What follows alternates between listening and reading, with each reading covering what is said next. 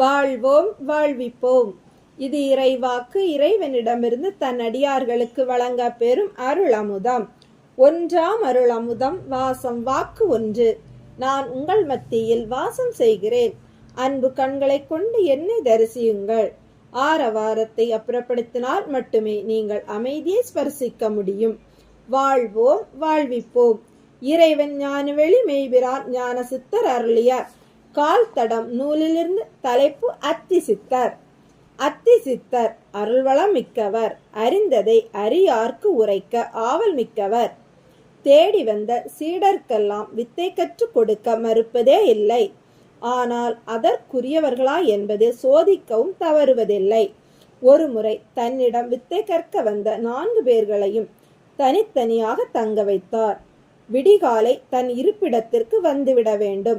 அந்தி கற்களில் திரும்பி சென்று விட வேண்டும் என்று பணித்திருந்தார். அவர்களும் அது போன்றே அனுசரித்து வந்தனர். ஒரு நாள் இரவு வேளையில் ஒவ்வொருவர் வீட்டு வாசலிலும் ஒரு சிறு கல்லை வைத்துவிட்டு வந்தார். காலையில் 4வரும் தங்கள் வீட்டு வாசலில் சிறு கல்லொன்று கிடப்பதை பார்த்தனர். சின்னா என்பவன் அந்த கல்லை எடுத்து தன்னிடம் பத்திரப்படுத்தி வைத்தான். மன்னா என்பவன் அந்த கல்லை ஓரம் ஒதுக்கி வைத்தான். மற்ற இருவரும் அதில் அக்கறையின்றி இருந்தனர். ஆசிரமத்துக்கு வந்ததும் சின்னா நேரடியாக குருவை தனியாக சந்தித்து தன்னிடமிருந்த கல்லை காட்டி, இரவில் வாசலில் கிடந்தது, காலையில் பார்த்ததும் எடுத்து வந்தேன். இதை யாராவது தான் போட்டிருக்க வேண்டும். இதை பற்றி நீங்கள் தான் எனக்கு அறிவுரை வழங்க வேண்டும் குருவே என்று அவர் பாதத்தில் வைத்து வணங்கினான்.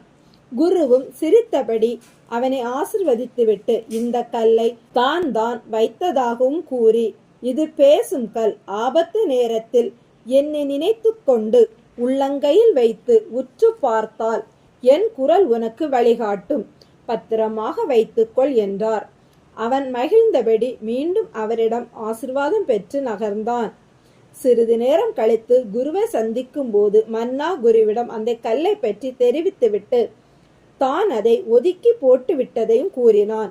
குருவோ தான் அதை போட்டுவிட்டு வந்ததாகவும் அந்த கல்லை தன்னோடு வைத்திருந்தால் இருளில் செல்லும் போது வெளிச்சம் கொடுக்கும் என்றார். ஐயோ, தான் தவறு செய்து விட்டதாக கூறி இப்போதே போய் அதை எடுத்து வருகிறேன் என்றான்.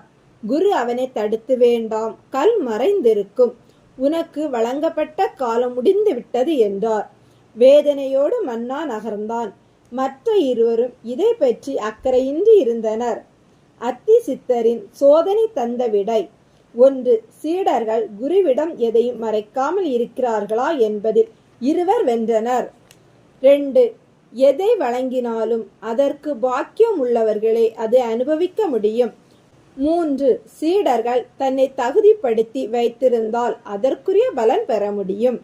வாழ்வோம் வாழ்விப்போம்.